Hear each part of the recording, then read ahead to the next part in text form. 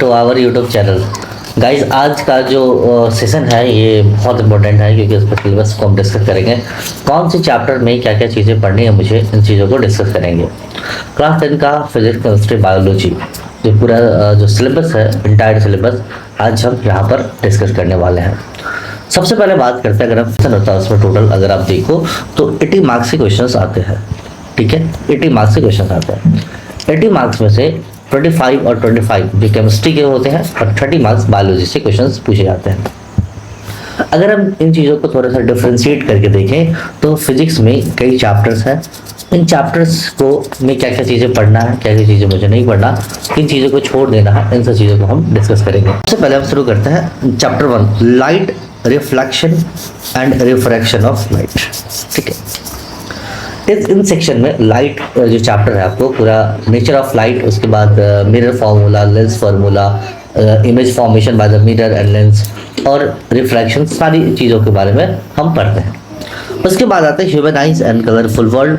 तो human eyes में जो है आपके ह्यूमन का स्ट्रक्चर, नॉट बायोलॉजिकल स्ट्रक्चर, बस जो आपके फिजिक्स का स्ट्रक्चर है, कैसे इमेज फॉर्मेशन होता है, कौन से पार्ट्स का क्या फंक्शंस है, उसको देखते हैं। उसके बाद अगर कोई डिफेक्ट्स हो गया तो डिफेक्ट्स ऑफ विजन को भी यहाँ पर हम डिस्कस करते हैं। उसके बाद आता है कलरफुल वर्ल्ड। ठीक है, उसके बाद चैप्टर 3 जो है आपका इलेक्ट्रिसिटी है। इलेक्ट्रिसिटी में हम जानते हैं कि इलेक्ट्रिक करंट क्या होता है, वोल्टेज क्या होता है, करंट क्या होता है, रेजिस्टेंस क्या होता है और उसकी कई एप्लीकेशंस है, उसको डिस्कस करते हैं। उसके बाद मैग्नेटिक इफेक्ट ऑफ करंट, अगर करंट किसी भी मैग्नेटिक मटेरियल में जाता है तो वो कैसा बिहेव करता है, कि वो मैग्नेट की तरह बिहेव करता है, अगर मैग्नेट होता है तो कौन सा मैग्नेट वो बन जाता है। उसके बाद सोर्स ऑफ एनर्जी है। तो इन पूरे सेक्शंस को अगर हम डिवाइड करें तो ये पूरा जो है आपका 25 मार्क्स के क्वेश्चन यहाँ से बनते हैं।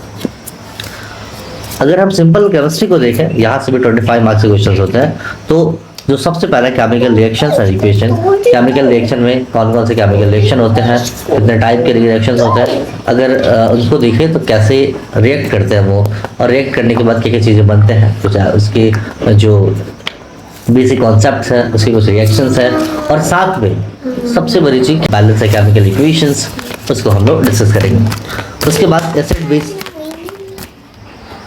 Base and salt.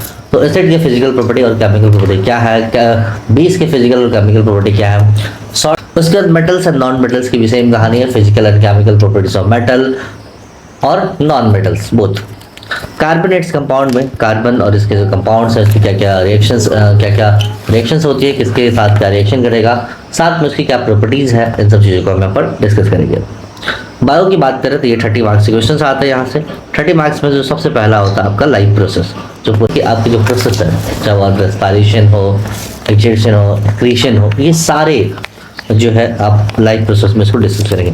Control and coordinations in animals और प्लांट, दोनों में जो कंट्रोल कैसे कंट्रोल होता है, उसके कैसे कोऑर्डिनेट करते हैं दूसरे से, इन चीज़ों को डिस्कस करेंगे। रिप्रोडक्शन, इसको यहाँ पर डिस्कस करेंगे। उसके बाद हार्डिटी एंड एवोल्यूशन में जो कुछ क्वेश्चन बचे हुए हैं उनको हम यहाँ पर डिस्कस करेंगे। तो ये पूरा कंप्लीट आपका चैप्टर था। टोटल जो मार्क्स होते हैं वो आपके 80 मार्क्स के क्वेश्चंस होते हैं। 80 मार्क्स से एग्जाम में पूछे जाते हैं और प्लस जो है 20 मार्क्स के क्वेश्चन आपके प्रैक्टिकल्स होते हैं, जो इंटरनल असेसमेंट होते हैं आपके, तो उनसे वहाँ पे क्वेश्चन पूछे जाते हैं। ये आपको स्कूल की तरफ से मिलता है, इंटरनल असिस्टेंट 086। सब्जेक्ट कोड क्या है, ये 086 है ना, ये आपका क्या है, सब्जेक्ट कोड है 086। उसके बाद कैसे हम आगे बढ़ेंगे, कैसे अपने चीज़ों को लेके आगे बढ़ेंगे, तो हम एक एक पहले फिजिक्स को कंप्लीट करेंगे चैप्टर 1, फिर केमिस्ट्री के चैप्टर 1 को कंप्लीट करेंगे, फिर बायोलॉजी के चैप्टर 1 को। क्योंकि आपका अगर मान लीजिए यहाँ पर PA1 या PT1 किसी स्कूल अभी हो रहा होगा आपके स्कूल्स में, आपके PT1 के एग्जामिनेशन हो रहे होंगे, तो PA1 या PT1 एग्जामिनेशन में जो जनरली क्या होता है, चैप्टर 1 आपसे पूछे जाते हैं। तो जून में आई होप एग्जाम होगा, तो उससे पहले कोशिश होगी मेरी कि चैप्टर 1 फिजिक्स के, चैप्टर 1 केमिस्ट्री के और चैप्टर 1 बायोलॉजी की कंप्लीट करूँ। फिर साथ में इसी के पैरेलल जो साइंस का जो चलेगा, उसी के पैरेलल मैथ्स के कुछ चैप्टर्स भी हम लेके आएंगे, मैथ्स के भी कुछ चैप्टर को हम लेके आएंगे। तो मैथ्स में भी कई चीज़ों को देखेंगे, 10th के मैथ्स को देखेंगे, उसके बाद 9th के मैथ्स को भी यहाँ पर डिस्कस करेंगे, फिर इसके बाद 11th 12th के फिजिक्स को भी यहाँ पर डिस्कस करेंगे।